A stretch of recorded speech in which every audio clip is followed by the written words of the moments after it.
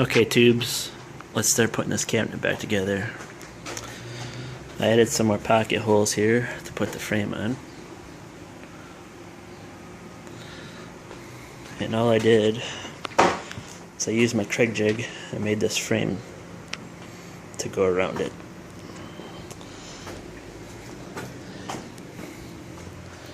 It's together on 3 sides, and the back is loose. The back will go on later.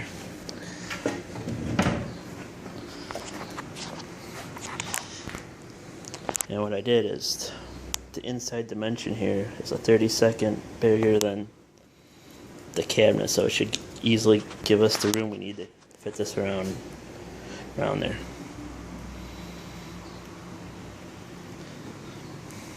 That needs to have a back support in there yet, but I don't know where I want it yet because I don't know where I'm going to put the wall on this, and I want to be able to hide the screws on the back side of the cabinet there. Okay, I just have the frame sitting on there right now, and you can see that 32nd gap is perfect. There isn't going to be much play in there at all. And what little play there will be, it'll be enough for wood expansion, so it'll be perfect. But I need to sand this first before I screw it on here. I just thought of that. Okay, tubes, let's recap here, because I was watching what I recorded earlier, and I don't know what it is. I mumble as it is and stutter just talking normally, but goddamn, when I turn on this camera, it gets amplified like 10 times, I swear. And I say wrong shit. But let's go over what I've done so far. I've pocket holed the front on. Holes up here.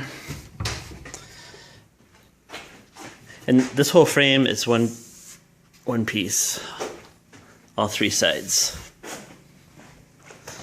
The 4th side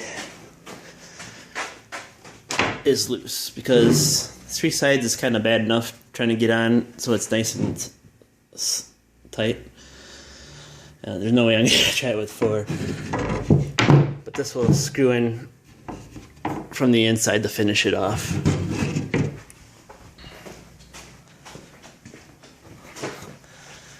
And how I accomplished that, I don't know if I get the camera to see here. This inside edge of the frame was a 32nd less than the overall length of the cabinet. There, you can see the gap on this side now. And you will see a little bit of a gap down there. And then what I did on the sides is I just basically screwed right into that frame there. Then along the bottom. And that way, it's not glued behind there. So that way, if the wood does want to move, it can move. Then I'll screw the back on the same way. I'll put a line of screws up there, and I'll put a line of screws along the bottom.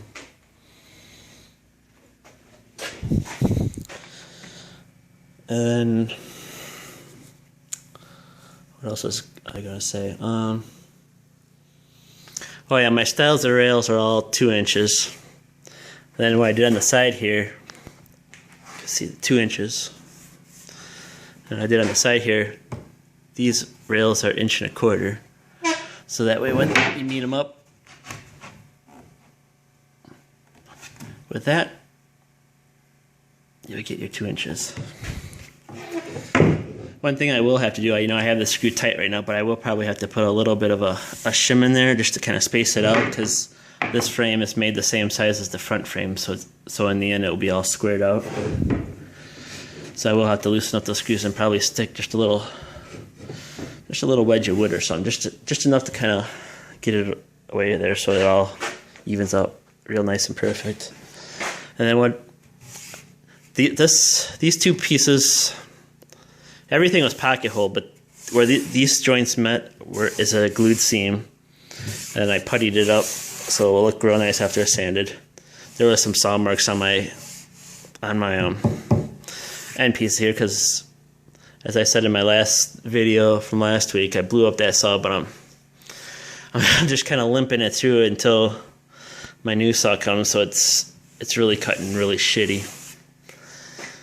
So that's why I puttied it all up like that. And I'll probably do the same for here since it's being painted. It will just finish it off all the nicer. Then I just putty, even though I didn't. There was like I think there you can tell there was a little bit of like a little chip out or something there that made that gap bigger than it should have been. That's all puttied in, and I just puttied all the rest of the seams. Like I said, just because might as well we'll just finish it off all the nicer. You don't want to get it all finished and find little pinholes or something going on. And I didn't really get too much done today, but it's coming along.